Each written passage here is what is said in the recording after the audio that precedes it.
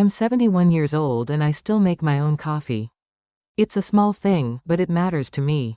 The kettle, the familiar chipped mug with the blue rim, the spoon tapping gently against porcelain. I know where everything is, I can find it in the dark if I need to. Some mornings I do, when the sun is slow and my thoughts are faster than the light. I like to drink my coffee by the kitchen window. The glass is a little cloudy in the corners, the seal cracked from years of hot and cold. But it still lets in the morning. From this spot I can see the small square of the garden I've managed to keep alive, a stubborn rosebush that survives every winter, a crooked line of herbs in mismatched pots, and one old apple tree that leans slightly, like it's always listening. I started sitting here more after my husband died. We were married for 41 years. I still say we sometimes, even though now it's just I. We need to fix that faucet. We should plant tomatoes this year. Habits cling tighter than people do. I don't want this to sound like a tragic story about a lonely old woman. That's not how I see myself. I've had a full life, a husband who loved me in his own quiet way, 2 children who drove me mad and made me proud in the same breath, 3 grandchildren, a lifetime of small routines that add up to something solid. But loneliness is not about numbers. You can have a house full of people and still feel like you're the only one who hears the clock. After my husband, Mikola, died, the clock got louder. He was gone in 3 weeks. Pancreatic cancer. We went from maybe it's just indigestion to there's nothing more we can do in what felt like a single breath. That was 6 years ago. Sometimes I still expect him to walk in, smelling like metal and oil from the workshop, grumbling about the news. My daughter, Lena, moved back in with me around that time. She says it was to keep an eye on me, but I know it was also because her marriage had finally burned out. She was 40 then, tired in a way that doesn't show on the face at first but changes how a person sits down. She took the bedroom that used to be my son's. He lives in another city, with his own wife and children and problems, and visits when he can. I don't hold it against him. Life pulls people away, and you can't stand in the way of that tide forever. So it became just the 2 of us in this old apartment, me and my grown daughter, 2 women circling around each other's grief and pride. We fell into a rhythm. I cooked, she worked remotely on her computer, we watched television in the evenings. Sometimes we argued about nothing, the right way to load the dishwasher, the price of vegetables, which doctor was a fool and which wasn't. It wasn't unhappy, just flat. Even the anger was muted, like we were arguing through a glass wall. The first time I noticed the silence was too heavy was one Sunday afternoon. I was dusting the shelves in the living room not because they needed it, but because I needed to do something, and I realized I hadn't laughed in days. Not a small chuckle, not a real laugh. It hit me like a strange physical sensation, like I'd suddenly remembered a muscle I hadn't used in years. I remember sitting down with the duster still in my hand, looking around at the framed photos on the wall, our wedding picture, the kids in bad 80s haircuts, the grandchildren with missing teeth and sticky fingers. All those frozen smiles, and I couldn't remember the last time I'd had one of my own that wasn't for someone else's benefit. That was when the idea of companionship started sounding less ridiculous. You have to understand, in my world, women of my age don't date. They become widows, then grandmothers, then if they live long enough, that old lady who sits by the window. Their lives narrow to doctor's appointments, family holidays, and neighbors' funerals. Nobody expects anything else from them, least of all themselves. For a long time, I didn't either. It started with a tablet. My son bought it for me.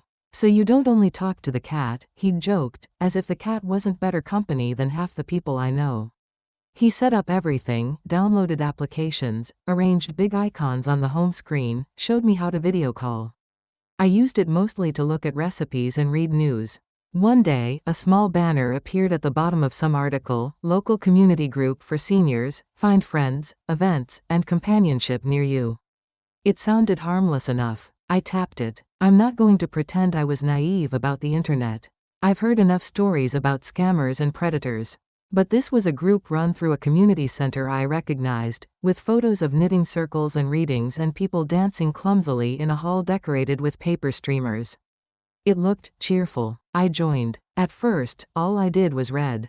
People posted about their days, their aches, their grandchildren, their memories of old songs and movies. They complained about doctors and government and the weather. It was like listening to a chorus of familiar voices. One man's messages stood out. He wrote about the small things, a walk by the river, the smell of rain on hot pavement, the way fresh bread cracked when you tore it open. He made ordinary moments sound like something worth paying attention to. His name was Mark. He was 50 years old. I remember the first thought I had when I clicked on his profile, too young for me. The second thought came quickly after, too young, for what, exactly? Friendship has no age limit. That made it easier to ignore the small unease under my ribs. He sent me a private message a few days after I commented on one of his posts about bread. "Your description of your mother's kitchen made me hungry," he wrote. "I'm Mark, by the way. I hope that's not too forward." I stared at the message for a long time. My fingers hovered over the screen, slow in a way my mind wasn't. I wrote back something safe. "Thank you. I'm Maria. My mother used to bake on Sundays." The whole building smelled like yeast and sugar. We talked about bread for 3 days. Then we talked about other things. He told me he worked as an electrician, sometimes in people's homes, sometimes in larger buildings. He had bad knees from years of climbing ladders. He'd never been married, came close twice, he said, but it didn't stick. No children. His parents were gone. A cousin he saw occasionally. I told him about my husband, my children, my arthritis, my apple tree. I didn't tell him about the days I slept until noon because waking up felt like being dragged out of a deep pool. I didn't tell him that sometimes I resented my daughter for being the one with a future. He made me laugh. Really laugh, the kind that surprised me. He remembered details I mentioned, the brand of tea I liked, the way my left shoulder always hurt more in the rain. He asked about my day and actually listened to the answer, at least in words. We messaged for weeks before we met. When I told my daughter I was going to a meetup from the community group, she looked at me like I'd announced I was joining a circus. "Mama, you know half the stories about scammed pensioners start exactly like this, right?" she said, stirring sugar into her coffee with more force than necessary. "It's a group from the community center," I said. "They even posted photos from the last meeting. They played bingo. Nobody was murdered, that you know of." "Lena," I sighed. "I'm not a child." "Exactly. You're not. You're a 70-year-old woman with a paid-off apartment and a pension. To some people that's a Christmas gift." Her words stung, not because they were cruel, but because they came wrapped in concern. She was right to worry. I was not foolish about that. But there was a quieter part of me that wanted, for one afternoon, to be someone other than a potential victim. "I won't give anyone my bank details," I said dryly. "I'm just going to drink tea and pretend I know how to play cards." She sighed, but she didn't stop me. She helped me choose a blouse that didn't look too much like a curtain, and she pressed a couple of banknotes into my hand for the taxi. The first meeting was exactly as boring as she feared. 2 bright lights in the community center hall, stale cookies, uneasy small talk about medications and television shows. I was starting to think I'd made a mistake when he walked in. He looked like his pictures, which surprised me. People my age are used to disappointment when it comes to photographs. Cameras belong to younger faces. We are distortions to them. Mark was taller than I expected, with a little belly and strong hands. The kind that look like they know how to fix things. His hair was more gray than brown, cut short, his beard a few days past shaving. He wore a dark blue sweater with a small hole at the wrist. His eyes found mine quickly, as if he'd been scanning the room only for me. There was a split second of hesitation, then he smiled and walked over. "So," he said, "are you the famous apple tree woman?" I snorted. "Depends. Are you the bread poet?" He laughed. The sound was lighter in person. It felt easy. Which was the strangest part. I'd forgotten how to be at ease with someone new. We sat together through the awkward ice-breaking games, whispering sarcastic comments to each other like schoolchildren. When the organizer put on music, he didn't ask me to dance, and I loved him a little for that. My knees are not what they used to be. He walked me almost all the way home, stopping at the corner because I insisted. "I'm not ready for you to know exactly where I live," I said. "Makes sense," he replied. "A mysterious woman like you needs to keep some secrets." He said it lightly, but it landed somewhere deeper than he probably intended. For years, everything about my life had been visible, practical, exposed. To be called mysterious at 71 felt almost indecent. We took it slow, by most standards. Weekly meetings at the cafe near the bus stop. Long walks where we moved at the speed of our weaker joints. Occasional video calls where he complained about technology and I pretended not to know how to mute myself. My daughter watched all of this with a frown that never fully left her face. "I'm not saying he's a bad person," she said one night while we were washing dishes. "I'm saying he's 50. You're 71. The math is suspicious." "What math?" I asked, handing her a damp plate. "The math of what he gets versus what he gives. He gets a nice apartment to sit in, a woman who cooks and listens to his stories, someone who doesn't demand children or long-term plans. What do you get?" I wanted to say I get to feel like I'm alive again. But that sounded pathetic even in my head. "I get company," I said instead. "Someone who asks how my day was and actually waits for the answer. Isn't that something?" "You have me," she said, quieter. "It's not the same, Lena. You know that." Her shoulders tightened. "So what, now I'm not enough?" "That's not what I mean," I said, frustrated. "You're my daughter, not my partner. There are things I don't want to burden you with." "Like what, Mama? Your feelings?" That conversation ended with both of us retreating to our rooms. Doors closed a little too firmly. We didn't speak about Mark for a few days after that, but the silence between us became charged, like air before a storm. The storm came from a different direction. The first time Lena said she felt uncomfortable around Mark, I dismissed it. We were sitting in the living room. Mark had just left after dropping by to bring me some cream for my knees that he swore by. Lena stood at the window, watching him walk down the street. "He touches me too much," she said suddenly. I looked up from my knitting. "What do you mean?" "He always finds some excuse to put his hand on my shoulder, or lean too close when he looks at my laptop. I don't know. It feels wrong." "He's just being friendly," I said automatically. "He's like that with everyone." He grabbed old Tamara's arm 3 times at the community center when we played cards. "That's different," she said. "This is different." "In what way?" She opened her mouth, then closed it. "I can't explain. It's just a feeling." I watched her face. There was a tightness around her mouth, a flicker in her eyes that I couldn't quite name. She'd always been more sensitive than her brother, more tuned into undercurrents. But she could also be dramatic, seeing slights and threats where there were none. "Maybe you're projecting," I said, instantly regretting the word but unable to pull it back. "After what happened with your ex-husband." Her expression froze. "You think I'm imagining it?" "I think," I said carefully, "that sometimes when we've been hurt, we see danger everywhere, even where there is none." She stared at me as if I'd slapped her. "I'm not a child, Mama," she said finally. "And I'm not stupid. I know when a man is looking at me like that." I swallowed. Somewhere inside me, a small stubborn voice said, "She's almost 40, he's 50, they are much closer in age than he is to you." I didn't let that thought finish. "Lena," I said, "he's with me. He cares about me." "Does he?" she snapped. "Or does he care about having a roof and access to 2 generations of women?" The words lodged somewhere painful. I felt defensive, like a teenager whose choices were being criticized. "You're jealous," I said before I could stop myself. Her face crumpled. "Not into tears. Lena rarely cries, but into something worse. Disbelief." "Jealous," she repeated flatly. "Of what?" "That you have a, what do you even call him? Boyfriend? Lover?" The word sounded ugly in her mouth. "I would never begrudge you happiness, Mama. Not ever. But something is off with him. I feel it. You asked me once to trust my instincts. Why won't you trust them now?" "Because trusting them would mean inviting back the cold, heavy silence I'd lived with for years. Because acknowledging even the possibility that Mark could be inappropriate with my daughter would shatter the little fragile bubble of warmth he'd brought into my life." "Maybe you're misreading," I said weakly. "Maybe you're just sensitive." The conversation went in circles until we were both exhausted. She went to bed early. I lay awake longer than usual, listening to the apartment settle into its nocturnal creaks and sighs. The next few weeks were a balancing act. I watched Mark around Lena more closely. Yes, he touched her shoulder when he greeted her.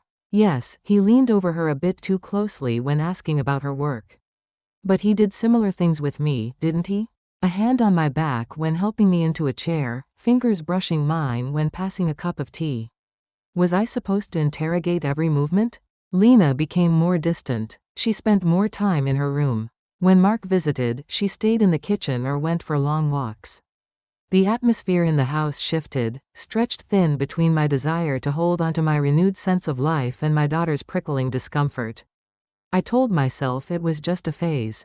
We would all adjust. People resist change, then settle. Then, small things started to unsettle me. It wasn't one big red flag. It was a series of small, almost insignificant moments that, taken alone, could be dismissed. I walked into the living room once and found Mark sitting on the couch, Lena standing near the door. There was nothing obviously wrong in their postures, they weren't touching. But Lena's arms were crossed tightly, her face stiff. Mark, on the other hand, looked oddly amused. "Everything all right?" I asked. "Fine," Lena said quickly, leaving the room. "Bad day at work," Mark said, shrugging. "She's tense." Another time. I came back from the market earlier than usual and heard Mark's voice low in the hallway. The words blurred at first, indistinct. I realized he was on the phone. I caught just enough. "No, she's still useful, yes, older, but you know what they say, old trees have deep roots." He laughed. My name wasn't mentioned, but the way he said she made something twist in my stomach. When he saw me, he ended the call quickly. "Just a friend," he said. "Always calling with some nonsense." I nodded, pretending not to notice how he avoided meeting my eyes. I told myself I was being paranoid. The human brain is a cruel archivist. Once you file something under suspicious, it will start collecting evidence without your permission. Lena, meanwhile, stopped hinting and started avoiding. She arranged her schedule so that she was out more when he was over. She refused to come to dinner when he was there, claiming headaches, deadlines, anything. "You're making it awkward," I told her one night. "He's the one making it awkward," she replied. "I'm just choosing not to participate." By hiding in your room? By not engaging with a man who makes my skin crawl. We were both stubborn. It's a family trait. It served us well when surviving lean years, but it's less useful when navigating emotional minefields. The big shift came on a rainy Tuesday. The day had been gray from the moment I woke up. My joints ached more than usual, and the kettle took forever to boil. Lena left early for a meeting in the city, an in-person one. For once, and wouldn't be back until late evening. Mark had promised to come over to fix the light in the hallway that had been flickering. "The building will take months to send someone," he'd said. "I'll do it in 20 minutes.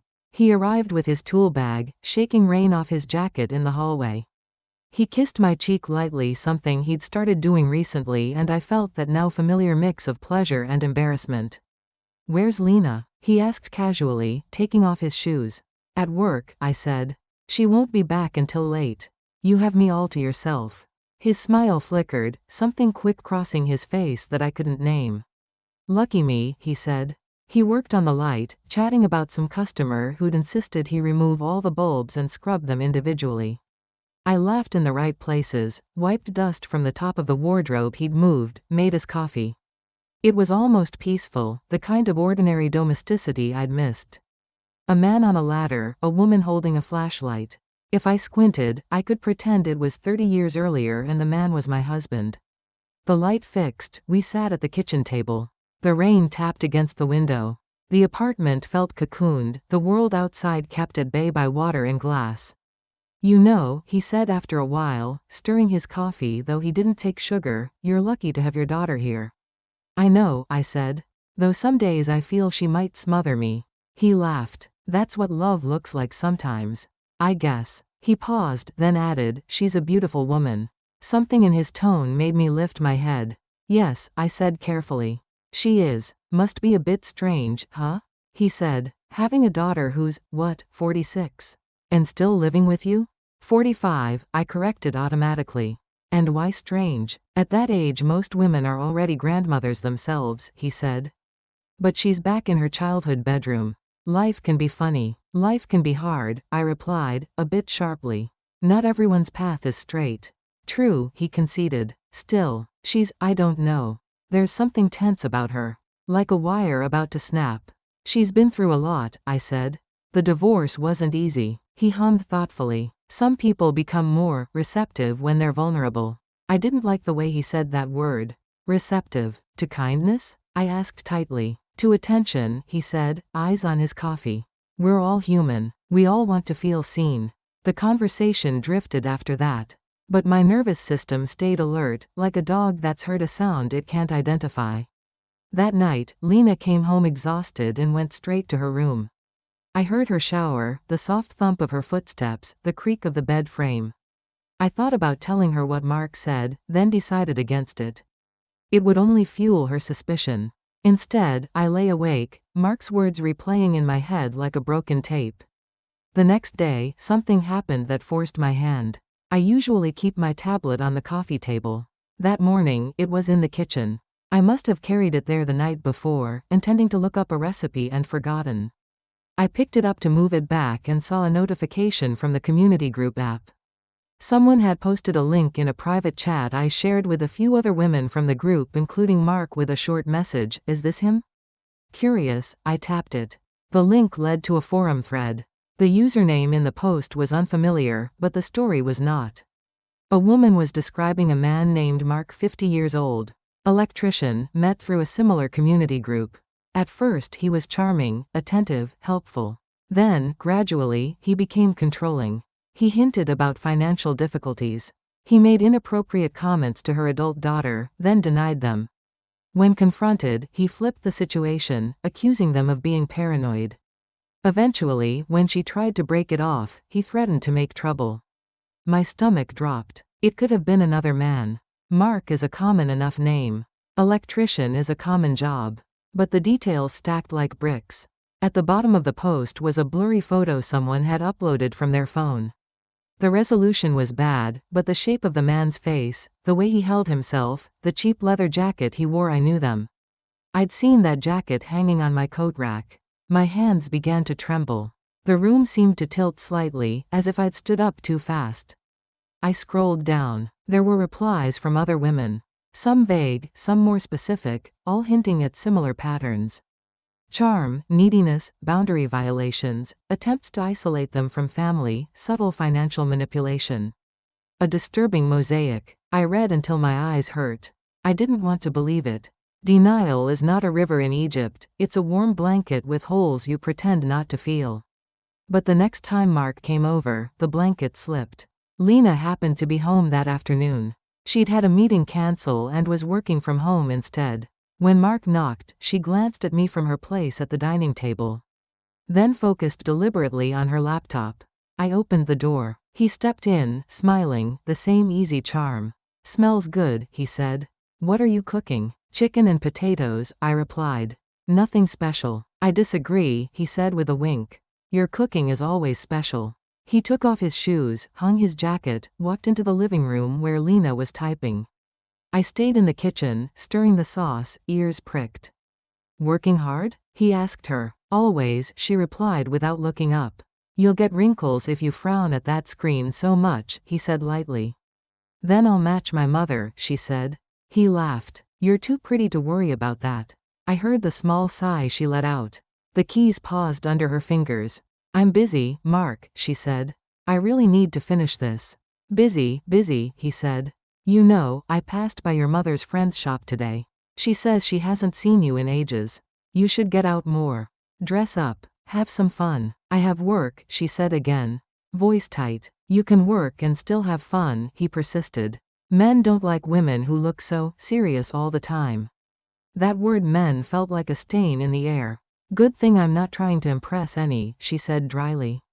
"Oh, I wouldn't be so sure," he replied, a different tone creeping in. "Sometimes we don't realize who we're impressing." Something clattered on the table. I imagined her putting her pen down too sharply.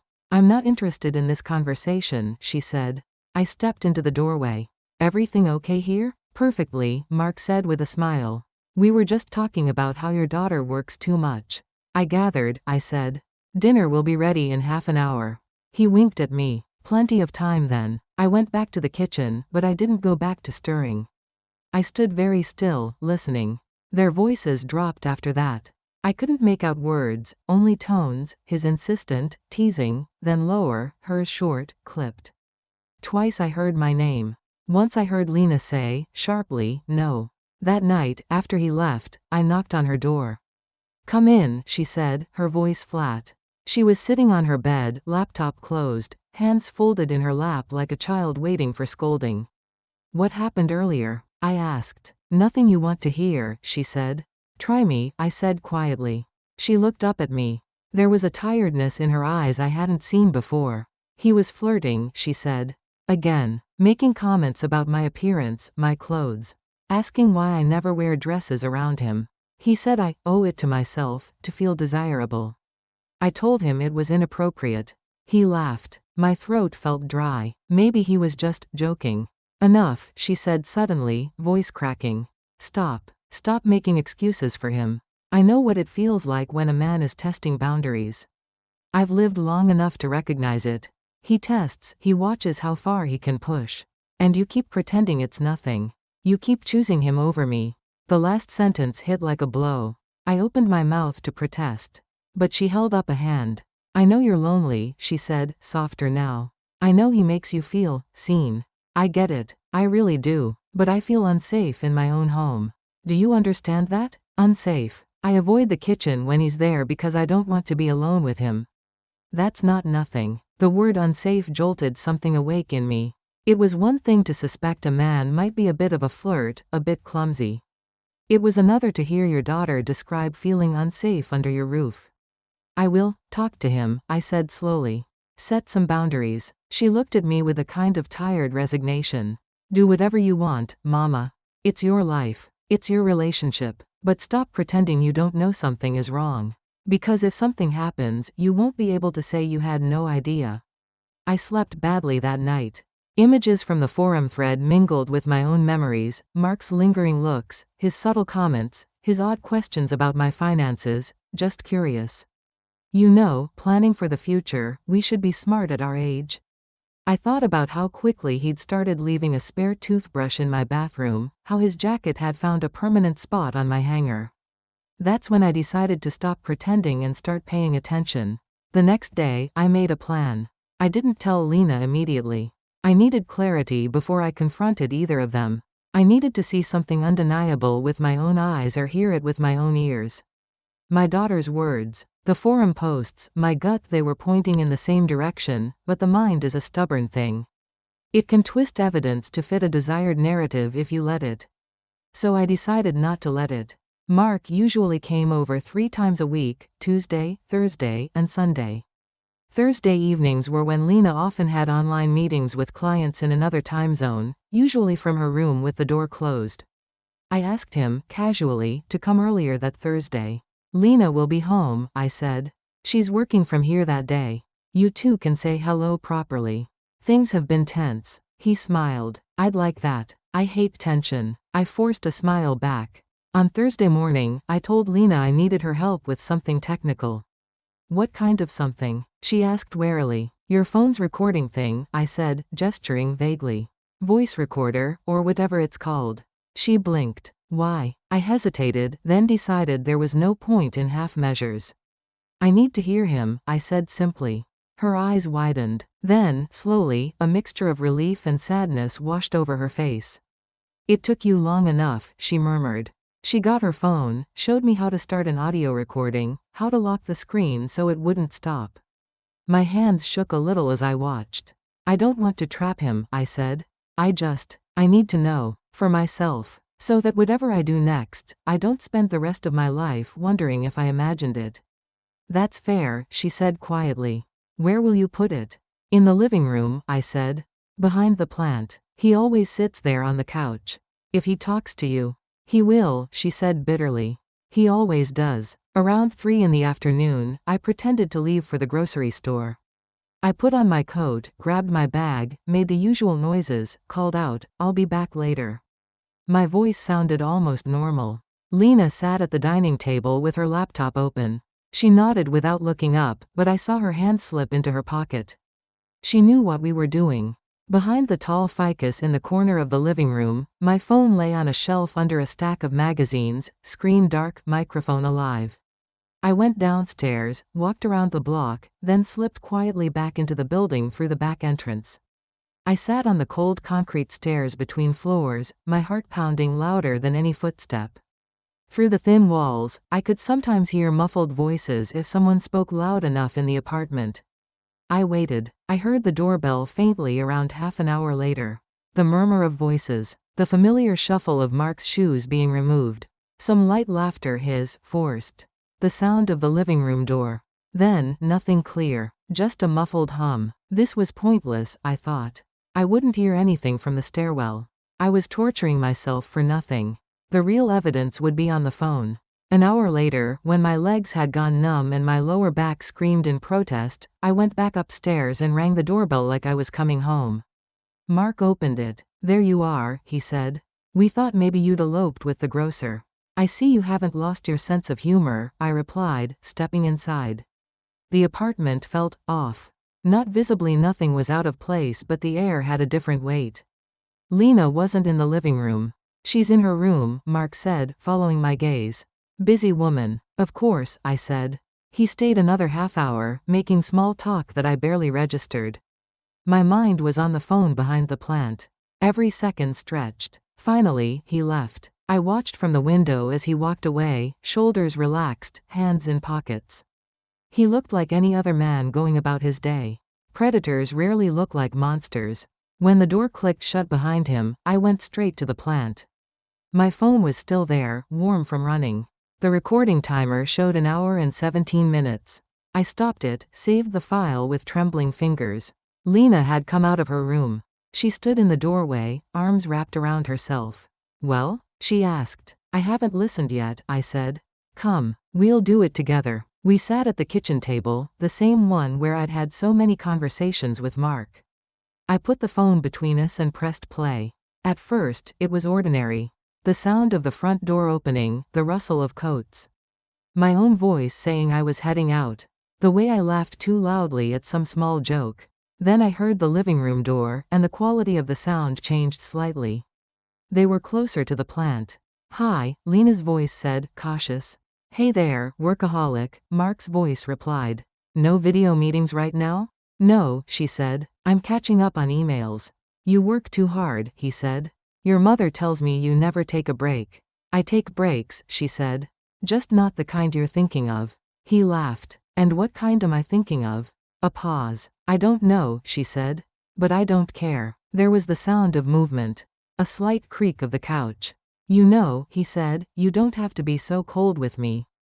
I'm not your enemy. You're my mother's partner," she said carefully. "That's all." "That's all?" he repeated, amused. "Come on. We're all adults here. We're practically the same generation, you and I." "We're not," she said. "And even if we were, you're with my mother. That's the only context that matters." He hummed. "You say that like it's written in stone somewhere." Another small creak. In my mind, I saw him leaning closer. "Can you please move back a bit?" she said, voice tense. "You're in my space." "Oh, there's that modern talk," he chuckled. "Personal space. Boundaries. You know, sometimes I think people use those words because they're afraid of how they really feel." "I don't like you this close," she said.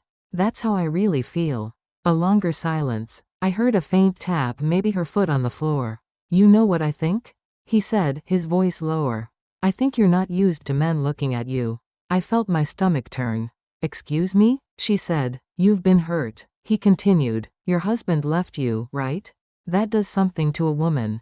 Makes her doubt her desirability. So when someone does notice her, she doesn't know how to handle it." "I'm not interested in you noticing me," she said, each word clipped. "I'm not your project. I'm not your consolation prize. I'm your girlfriend's daughter." "Girlfriend," he repeated with a small laugh. "Such a childish word at our age, isn't it? But yes, I like your mother. She's a good woman." "She is," Lena agreed. "Which is why I'm still being polite to you." "But you're a good woman too," he said softly. "A beautiful one. It would be a shame to let all that go to waste." "Stop," she said sharply. "You know, when I come here," he went on, ignoring her, "sometimes I can't help but look at you. The way you move around the kitchen. The way your blouse fits. You hide yourself, but I see more than you think." "Stop talking like that," she said. "Right now." "Why?" he asked. "Am I saying something untrue? Tell me you haven't felt something too. The way you avoid looking at me. The way your breath changes when I stand close." "You're imagining things," she said. And even if you weren't, it wouldn't matter. I am not available to you. Not emotionally, not physically, not in any way. You are crossing a line. Lines, he mused. Lines can move. People move them all the time. What matters is what we want. What I want, she said, is for you to stand up, walk to the other side of the room, and never speak to me like this again. He laughed, a low sound that made my skin crawl even through the recording. You're so rigid, he said. Relax. I'm just talking. You are sexually harassing me, she said, her voice shaking but firm. In my own home. Oh, come on, he scoffed. Such big words. Harassment. That's what you young women do these days, huh? Turn every compliment into a crime. It's not a compliment when I've told you to stop, she said. It's pressure. It's disrespect. Another pause. You know, he said slowly. Your mother has been very good to me. Very trusting. It would be a shame to upset her over a misunderstanding. That sounded like a threat, she said. Just a reality check, he replied. You tell her some twisted version of this, and who do you think she'll believe? The man who's been helping her, caring for her, offering her a future, or the daughter who's been sulking and avoiding him from day one? My hands clenched on the table. I remembered my own words to Lena, you're projecting. The shame tasted metallic. I'll take my chances, she said. He sighed dramatically. You're making this into drama. All I'm saying is we're both adults. We could make each other happy in different ways. No one has to know. I'd be very gentle with you. Women your age need that, after being damaged by useless men. You're disgusting, she said. Get out of my space. Now. The recording captured the sound of sudden movement, perhaps her standing up or pushing something aside. Careful, he said, a sharp edge in his tone now. You don't want to make an enemy of me. I already have one, she replied. Now leave. There was the scrape of chair legs, heavier footsteps. A door opening. Fine, he said. We'll pretend this never happened. For your mother's sake. But think about what I said. You're not getting any younger either. Men like me don't come around often. The living room door closed. A long silence followed, broken only by the faint hum of the refrigerator and Lena's shaky breathing. I stopped the recording. The kitchen was very quiet. I realized I'd been holding my breath. Lena stared at me, eyes bright, jaw clenched. I could see the effort it took for her not to cry. So, she said finally. Do you still think I'm projecting? The words tore through me. Shame, anger at him, at myself, and a heavy grief settled in my chest. Not the grief of losing my husband, which had been like a sudden amputation, but a slower, more insidious grief, the loss of a fragile hope that I could have love again without complication. Without risk. I swallowed hard. No, I said. I don't. I reached across the table and took her hand. She let me. I'm so sorry, I whispered. I should have believed you sooner. She didn't say I told you so. She just squeezed my hand tightly, like someone holding onto the edge of a cliff. What will you do? She asked after a moment. I don't know yet, I said. But I know what I won't do. And what's that? Pretend this never happened. We sat there for a long time, the phone between us like a black stone. That night, I hardly slept. Every time I closed my eyes, I heard his voice saying, men like me don't come around often, as if he were some rare treasure instead of a man who tried to turn my home into his hunting ground. By morning, my sadness had hardened into something else. Not rage exactly, but a clear, cold resolve. I have lived long enough to know that some men count on women's politeness, their reluctance to cause trouble, to protect themselves. They rely on shame and confusion doing half their work. I had already been complicit once, by doubting my daughter. I would not be complicit again. I decided that simply ending things quietly was not enough. He had targeted me and, by extension, my daughter because he believed we would be easy to manipulate, easy to isolate. He had likely done it before, to others. He would likely do it again. If I only told him to leave and never come back, he would just find another window to climb into. So I made a plan. It wasn't elegant or cinematic. I am not a movie heroine. I am a 71-year-old woman with arthritis and a decent understanding of how shame works. My tools were simple: truth, witnesses, and evidence. First, I made copies of the recording. With Lena's help, I transferred it to her laptop, to my son's email, to a USB drive we labeled photos in case anyone snooped. I wrote a brief summary of what had happened and printed it out, my hands steady where they hadn't been before. Second, I called my son. He lives 2 hours away. When I told him I needed him to come over this weekend if possible, there must have been something in my voice, because he didn't argue, didn't ask for details over the phone.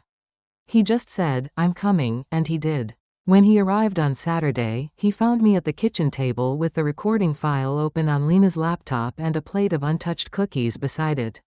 "What's going on?" he asked, looking from me to his sister. "Sit," I said. "Listen." We played it for him. He went very still as it played. He has my husband's tendency to go quiet when angry. When the recording ended, he closed the laptop gently. "Where is he?" he asked. "Not here," I said. "And I would like to keep it that way. But I also want him to understand that what he did is not just going to disappear." "You want me to beat him up?" he asked, half serious. "No," I said firmly. "Violence will only complicate things. Besides, I'm not interested in bruises that heal. I want something that stays." "What do you have in mind?" Lena asked. "I'm going to confront him," I said. "With both of you here. And with this recording as backup." My son frowned. "Are you sure that's a good idea?" "Yes," I said. "He counts on confusion, on being able to twist things. I want him to see that I am not confused. That I have my facts, my family, and my self-respect in the same room." "He'll deny it," Lena said. "Let him," I replied. "The recording will speak louder than his excuses. And if he tries to gaslight me, at least he'll have an audience when he fails." We argued a bit over the details, because that's what families do. My son worried about legal ramifications.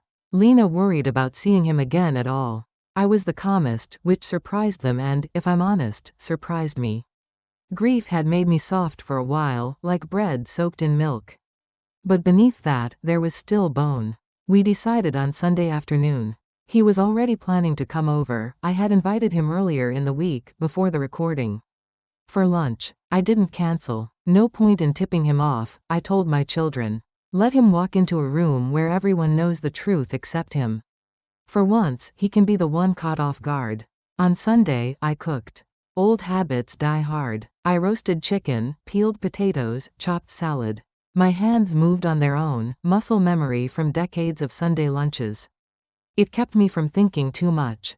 When the doorbell rang, my heart jumped, but my hands didn't shake. Mark stepped in, smiling broadly, holding a cheap bouquet of flowers from the corner stand. "For my favorite lady," he said, presenting them with a small bow. I took the flowers, looked at them, then set them on the hallway table without comment. He took off his shoes, chattering about the weather, about some neighbor who'd slipped on the wet leaves. As he stepped into the living room, he saw Lena and my son sitting on the couch side by side. Well, he said, momentarily thrown. "Family reunion. Should I have brought more flowers?" "Sit down, Mark," I said. Something in my tone made him look at me more closely. The smile faltered. "What's going on?" he asked. "Sit," my son repeated, less politely. He sat. The three of us sat across from him, like a tribunal. The television was off. The coffee table between us was clean, except for my phone and a small USB drive. "I'm starting to feel like I missed a memo," Mark said, attempting a joke. "You did," I said. "The memo where I stopped being your fool." His eyebrows shot up. "Excuse me?" I took a breath. I felt strangely calm, like a lake right before a storm breaks over someone else's house. "I know what you said to my daughter on Thursday," I said. "I know how you've been speaking to her when you thought I wasn't listening. I know about the pressure, the suggestive comments, the threats. I know you tried to turn this house into a place where she felt unsafe." His face changed incrementally, first confusion, then defensive indignation. "I don't know what she told you," he said, glancing at Lena with a rehearsed mixture of hurt and mild accusation. "But this is." "She didn't have to tell me," I interrupted. "I heard it myself." "You weren't here," he said quickly. "We were alone. I remember that very clearly." "Yes," I said. "You do like women better alone, don't you? Less chance someone will call you out." His jaw tightened. "What is this, Maria?" I reached for my phone and tapped the screen. The recording interface opened. I saw his eyes flick down to it. Then back up to me. "We recorded your conversation," I said simply. "From the moment you walked into this room and sat where you're sitting now." His color drained slightly. It was subtle, but I'd known his face long enough to notice. Recorded? He repeated. That's illegal. You can't just. In this country, my son cut in, his voice calm and cold, only one party has to consent to a recording. Lena consented. So did my mother, since it's her home. So yes, we can. Mark swallowed. This is insane. You're twisting. Shall we play it? I asked, my thumb hovering over the play button. He held up his hands. There's no need to. There is, I interrupted. Because I want you to hear yourself the way we heard you. I want you to listen to the words you used, the way you ignored her refusals, the way you tried to weaponize my trust against my own daughter. You walked into my home and decided to test how far you could push. Consider this a test from me. For a moment, the only sound was his breathing, quick and shallow. Maria, he said, switching tactics. His voice softened. You know me. You know I would never hurt you. You already did, I said. And you tried to hurt my daughter. That is enough. He looked at Lena. You're doing this because you never liked me, he said. You poisoned your mother against me. You're jealous. You can't stand seeing her happy when you're miserable. My son shifted, the movement sharp. Careful, he said. You're on thin ice. It's not jealousy, Lena said quietly. It's self-respect. Something you clearly don't recognize. This is ridiculous, Mark snapped. So I said some things that maybe came out wrong. I was trying to boost your confidence, joke around. You women nowadays make everything into a trauma. A compliment stops being one when the person tells you it makes them uncomfortable, I said. And you didn't say some things wrong. You propositioned my daughter. You suggested a secret relationship behind my back. You threatened her with my disappointment if she spoke up. That's not clumsy flirting. That's calculated. He opened his mouth, then closed it again. His eyes darted to the door, to the window, back to us. He looked smaller suddenly, the room too bright around him. What do you want? He asked finally. An apology? Fine. Lena, I'm sorry if you misunderstood. No, I said. She didn't misunderstand. And I don't want your apology. I want your understanding. Understanding of what? He muttered. That I am not pathetic, I said softly. That my loneliness is not a weakness you can exploit. That my age doesn't make me desperate enough to overlook the way you behave with the people I love. That men like you are exactly as common as women like me are tired of. He scoffed. You think you're some kind of crusader now? Going to post about me on the internet? Maybe, I said. Maybe not. What I will do is send this recording to the administrator of the community group where we met. And to the women who warned me. And, if you ever try to contact me again, to the police. He narrowed his eyes. Blackmail. Consequences, I corrected. Something you don't seem familiar with. He leaned back on the couch, crossing his arms. For a moment, I saw the petulant boy he must have once been, the one who'd learned he could talk his way out of trouble, charm his way past discomfort. You're overreacting, he said. You'll die alone, you know that? Men don't line up for women your age. I was doing you a favor. My son stood up. That's enough, he said. You're leaving. Mark laughed humorlessly. Or what? You'll throw me out, big man? If I have to, my son said. But I'd rather you walk out on your own feet, with what little dignity you have left. Mark looked at me, perhaps expecting me to intervene, to urge calm, to smooth things over like I had in smaller conflicts before. I didn't. Instead, I met his gaze steadily. You should go, I said. There is nothing for you here anymore. He stared at me for a long moment. Something ugly flickered in his eyes, then faded. He stood up, slowly. You know, Maria, he said, picking up his jacket, I thought you were different from the others.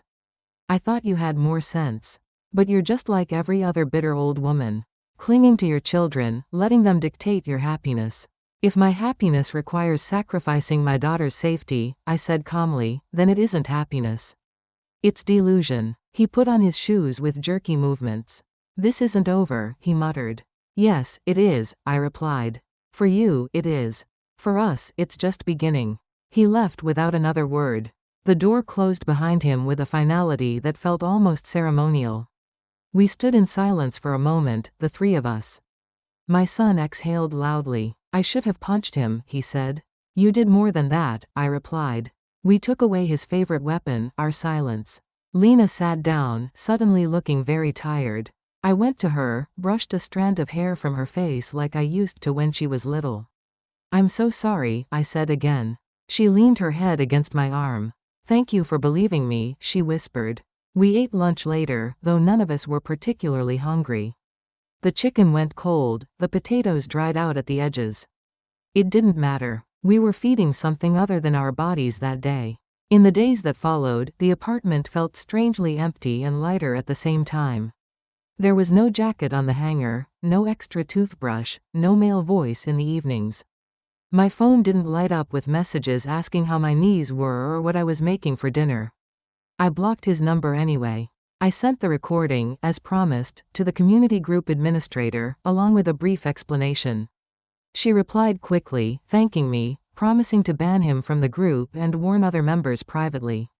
A few women wrote to me afterward, sharing their own experiences with him. Our stories overlapped in unsettling ways. It hurt to read them.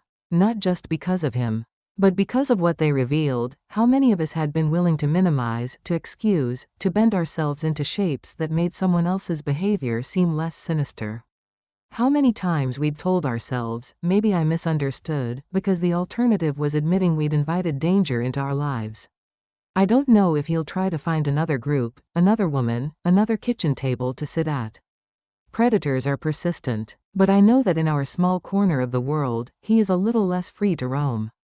As for me, well, the evenings are quieter now. Sometimes I miss the ping of a message, the anticipation of a visit, the feeling of being seen that he gave me in the early days before his mask slipped. Loneliness doesn't vanish just because you've expelled its latest disguise. But there is a different kind of companionship in the house now. My daughter and I talk more. Not about him, he is a topic we've agreed not to waste more words on, but about ourselves. She tells me about her work, her fears about getting older alone. I tell her about mine, which I used to hide because I didn't want to burden her. We have coffee together by the window sometimes. We argue about small things, like how much salt belongs in soup. We laugh more often. The silence, when it comes, is less heavy. The other day, my granddaughter, the oldest one, 16 and full of opinions, asked me, half joking, "So, Grandma, are you done dating younger men now?" I laughed. I think I'm done dating men who think my age makes me grateful for their crumbs. I said. She wrinkled her nose. "You deserve better than crumbs." "I do," I agreed. Took me long enough to remember that.